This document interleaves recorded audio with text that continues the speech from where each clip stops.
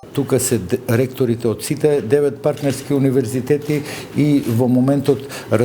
ги разговараме оперативните организациони активности околу формирањето на заедничкото правно лице, односно дефинирање на статутот на тоа правно лице, до подпишување на договорите за формирање на правното лице, како и придружните документи од аспект на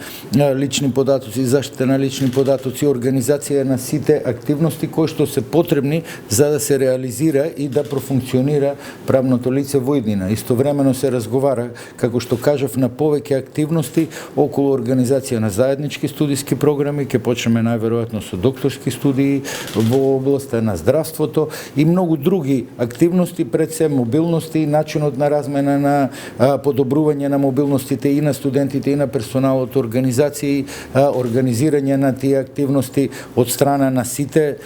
партнерски институции, доста динамичен и засега плодотворен разговор. Генерално се надзира статутот е веќе во подготовка и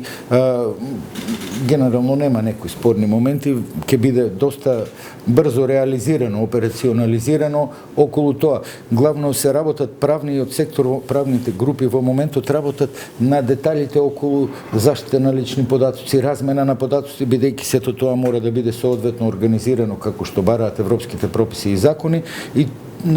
тука се главните активности. Статутот самиот и организацијата на тоа правно лице е веќе договорена. Според досегашната дискусија, поради законите кои што се во Европската Унија, правното лице би требало да биде регистрирано во Брисел. Белгија има најспецифични и најелаборирани закони во оваа сфера и правното лице би било регистрирано во Брисел. Јас верувам дека веќе во текот на наредната година ќе го имаме операционализирано како заедничко правно лице. Дипломите веќе почнуваме и работиме. Тие имаат посебни постапки на акредитација во сите држави различни, меѓутоа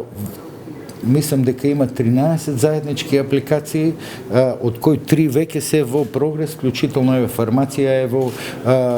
најнапредна фаза и верувам дека наскоро ќе излеземе со информации за заеднички дипломи со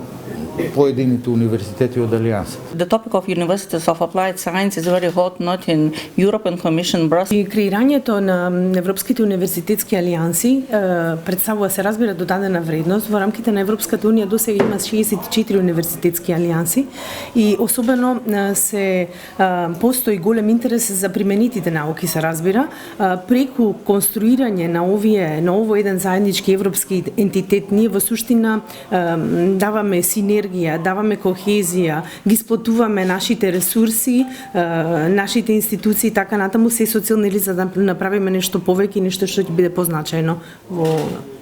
во рамките на високото образование. Се разбира дека постојат разлики, меѓутоа сепак обедувањето во европските вредности е она што не обединува, она што не предводи. Така што сплотувањето на различни култури, традиции и слично се она што не поттикнува за да работиме и за да ги надминеме овие разлики, за да веруваме во европските вредности и да ги промовираме. We are thinking about the alliance, our H2EU, not only in terms of конструирањето на еден европски универзитетски, еден европски ентитет практично секако дека е цел која што си ја поставивме во рамките на Европската универзитетска алијанса, меѓутоа тоа е моментално нели проект кој што се одвива и финансиран од комисијата за 2-3 години, но се разбира нашите идеи и цели е ова да го направиме, ова зближување помеѓу универзитетите, да го направиме трајно и трајна вредност, се разбира, не може да биде бесконечно, меѓутоа се обидуваме да ги сплотиме сите наши сили и да се обидеме да го направиме оддржлив и се разбира преку институирањето во основањето во Брисел,